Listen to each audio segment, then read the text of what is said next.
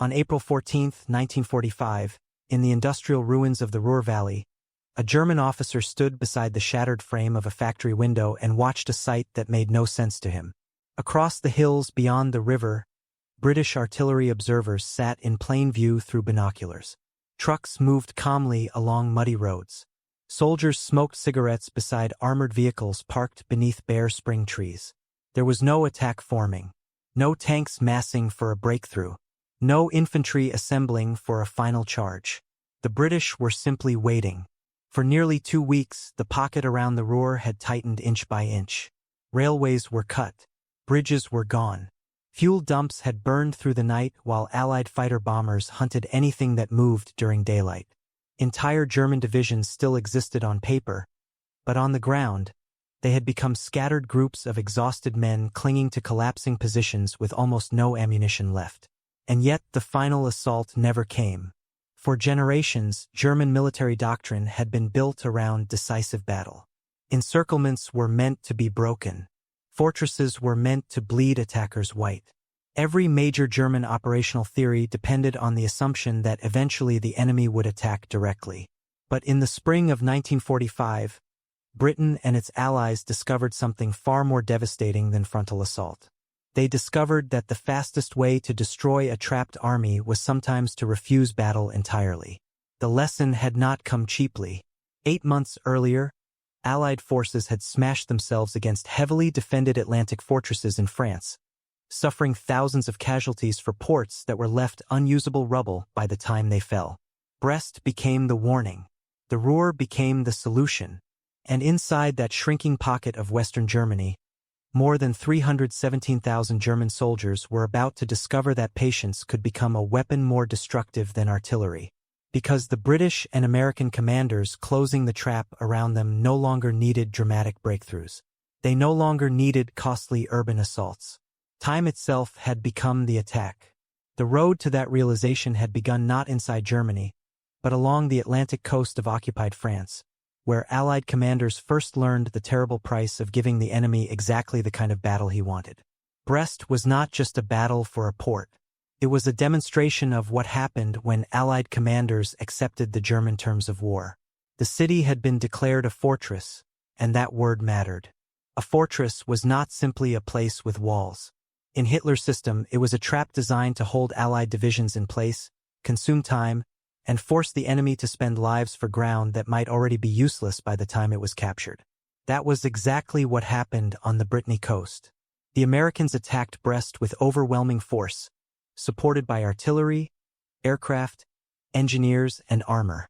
They advanced through defensive belts of concrete bunkers, minefields, anti-tank positions, and ruined streets where every building could become a firing point. Progress was possible, but it was slow, expensive, and exhausting. By the time Brest finally fell in September 1944, the harbor facilities had been wrecked so badly that the port could not deliver the quick logistical prize the Allies had hoped for. The lesson was brutal because it was so simple. A fortress commander did not need to defeat an Allied army in the open field. He only needed to make the attacker pay more than the objective was worth. Brest taught Allied planners that some victories could be operational defeats if they consumed too many men, too much time, and too much momentum. That lesson echoed along the rest of the Atlantic coast. German garrisons remained sealed inside places such as Lorient and Saint-Nazaire, but the Allies no longer treated every fortress as a problem that had to be solved by assault. Some could be surrounded, watched, and left to decay. The ports were cut off from Germany. Their U-boats had lost much of their strategic usefulness. Their defenders could fire outward, but they could not change the course of the war. This was the quiet change that mattered. The Allied armies were learning that containment could be more powerful than capture. A trapped German force did not always need to be destroyed in a dramatic storming operation. It could be removed from the war by isolation. Every soldier locked behind wire and concrete was a soldier missing from the front line in Germany. By the spring of 1945, that idea had matured from a coastal expedient into a battlefield method.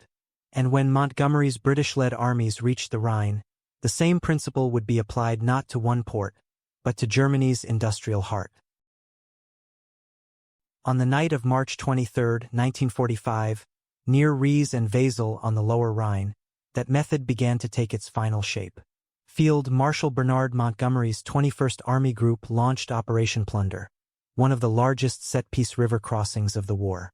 It was not improvised. It was not reckless. It was the opposite of a gamble. It was a carefully prepared crossing built on guns, engineers, smoke, assault boats, bridging units, aircraft, and the cold confidence of an army that had learned the cost of haste. The British Second Army crossed in the north, while the United States Ninth Army crossed farther south under Montgomery's temporary command. Behind them stood a massive concentration of artillery and air power. Ahead of them lay the last natural barrier guarding northern Germany. Once the Rhine was breached, there was no second river line of the same strength behind it. The German defense in the west could still kill men, but it could no longer restore balance. That is why the Rhine crossing mattered far beyond the riverbank. It did not simply put Allied troops on German soil east of the water. It created the northern jaw of the trap.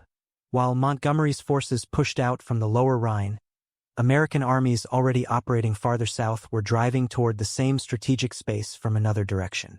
The Ruhr, Germany's industrial heart, was beginning to sit between converging Allied movements. For Germany, the Ruhr was not just another region. It was coal, steel, factories, rail yards, weapons plants, and transport hubs. It had fed the German war machine for years. But by April 1945, its value had changed. The question was no longer whether Germany could use the Ruhr to continue the war. The question was how many German soldiers would be trapped trying to defend what the war had already consumed. The British role was essential because Montgomery's crossing helped open the northern route that made the encirclement possible. The British Second Army and the United States Ninth Army did not merely advance eastward. Their movement threatened the rear and flank of German formations still facing west and south. Every mile gained narrowed the space in which Field Marshal Walter Model's Army Group B could maneuver.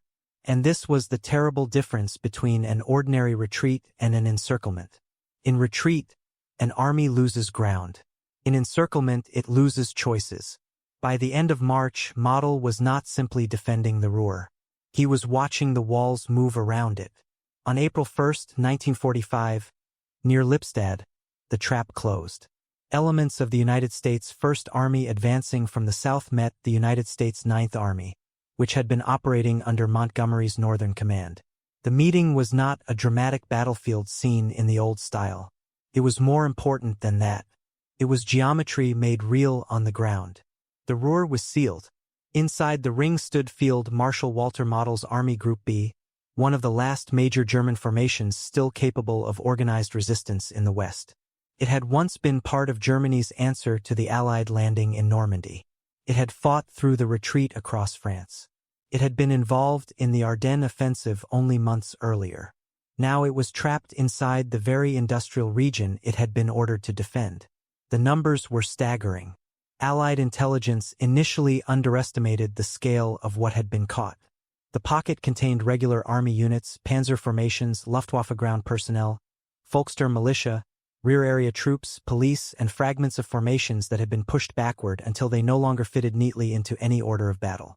What looked from the outside like an army group was, on the inside, already becoming a crowd of armed men without a realistic future. This was where Britain's methodical approach mattered. Montgomery's northern advance helped prevent the Germans from escaping into the open spaces of northern Germany. The British and Canadian armies, together with the United States Ninth Army, kept the northern pressure steady, while American forces from the south and west tightened the ring.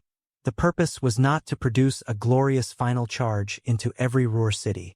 The purpose was to make movement impossible. That was the quiet genius of the operation. A trapped army needs roads, fuel, bridges, radios, rail lines, and time.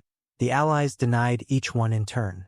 Fighter bombers made daylight movement deadly. Artillery broke strong points when they resisted. Engineers restored Allied routes faster than German units could improvise new ones. Communications failed. Orders arrived late or not at all.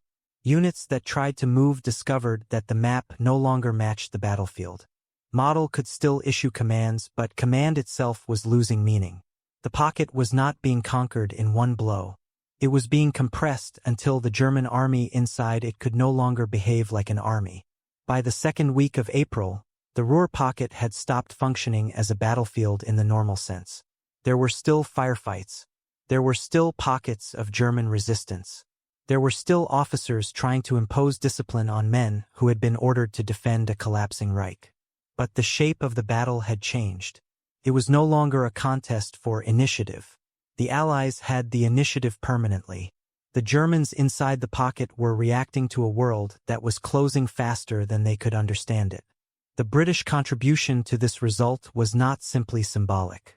The crossing of the Rhine by Montgomery's 21st Army Group had helped turn the lower Rhine from a defensive barrier into an Allied highway. The National Army Museum describes Operation Plunder as a colossal amphibious operation involving more than 1.25 million soldiers, a 5,000-gun artillery barrage, and sustained air bombardment. Once that weight moved across the river, German commanders could no longer think of the Rhine as a shield. It had become a breached wall. Inside the Ruhr, Model faced the consequences. His army group had been ordered to hold, but holding required the very things the pocket no longer possessed: fuel, communication, supply, maneuver, and belief.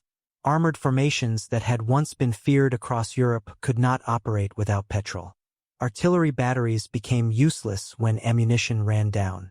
Infantry units could still defend individual villages or road junctions, but they could not restore an operational front.